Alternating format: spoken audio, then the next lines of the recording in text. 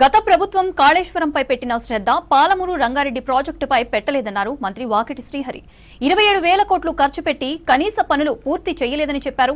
ఎన్నికలు వస్తున్నాయని ఒక మోటార్కి జనరేటర్ పెట్టి ట్రయల్ రన్ చేసి ప్రజలను మభ్యపెట్టారని విమర్శించారు.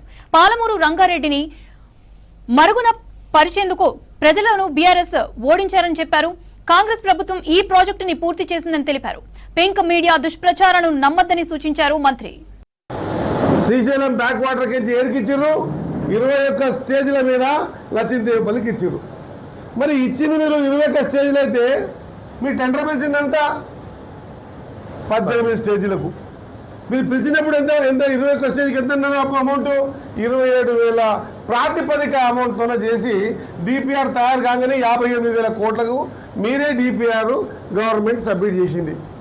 మరి మీరే 58,000 కోట్ల రూపాయలు పాలమూరు రంగారెడ్డికి వెచ్చించి మరి తమ అధికారంలో ఉన్నప్పుడు 27,000 కోట్ల మంది నేను కూడా రమారమి ఖర్చు పెట్టి ఏడేడైతే మట్టి వర్క్ ఉందో అక్కడంతా వర్కులు చేసి ఒక్క మోటారు 2022లో ఎలక్షన్స్ ఉందని చెప్పేసి ఒక్క మోటారు ట్రయల్ రన్ చేసి అది అర్థం కాని తర్వాత బంద్ చేసి ఇక పాలమూరు రంగారెడ్డి ద్వారా మొత్తం జనరేటర్ పాలమూరు రంగారెడ్డి ద్వారా మొత్తం ఉమ్మడి పాలమూరు జిల్లాలో ఉన్నటువంటి వలసపోతున్న జీవన విధానాన్ని మార్చేసి సస్యశామలం చేస్తా అని చెప్పి ఓటు వేయించుకొని గెలిచినటువంటి మాజీ ముఖ్యమంత్రి గారు, మాజీ నీటిపారుదల శాఖ మంత్రి గారు ఒక్కసారి ఆలోచన చేయాలి. 1,00,000 కోట్లు ఖర్చు పెట్టినటువంటి కాళేశ్వరం ఎందుకు మీరు కంప్లీట్గా త్వరితగతిగా చేయాలని అనుకున్నారు? మరి ఎందుకు పాలమూరు రంగారెడ్డికి 27,000 కోట్లు మాత్రమే ఖర్చు పెట్టి ఆపేసినారు? మీరు ఇన్నేళ్ళు అధికారులు ఇయ్యని డబ్బులు ఇప్పటిదాకా మేము ఈ 200 సంవత్సరాలు దాదాపు 9,000 కోట్లు పాలమూరు రంగారెడ్డి మీద ఖర్చు పెట్టినాం.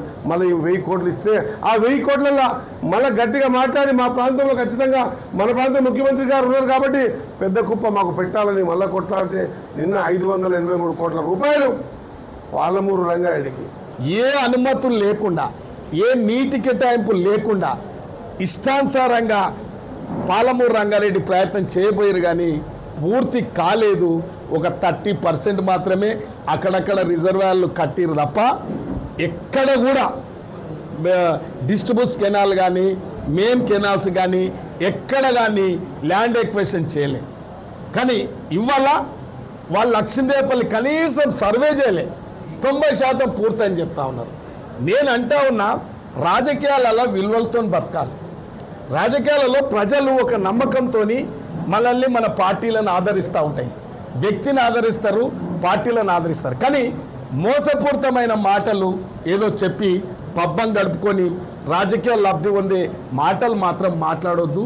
ఒక తోకమూతు లేడు, తాడు బొంగరం లేనోడు శ్రీనివాస్ గౌడ్ మాట్లాడతాడు. గిట్ల అంటే కాలువలు వాడతాయంట, గిట్లనేనంట, గిట్లా ఏల్పోయిన గిట్ల అంటే రాజకీయాలలో ఉన్నాం. వినయ విధేయత ఉండాలి, అవగాహన ఉండాలి. ప్రజలు ఏమనుకుంటారు? మీరు మాట్లాడే మాటలు అబాస్పాలు అవుతూ ఉన్నారు కాబట్టి మాది మోసపూరితమైన పార్టీ కాదు. ఇలా మన రాష్ట్రం రైతు బిడ్డ, మన పాలమూరు ముద్దు బిడ్డ.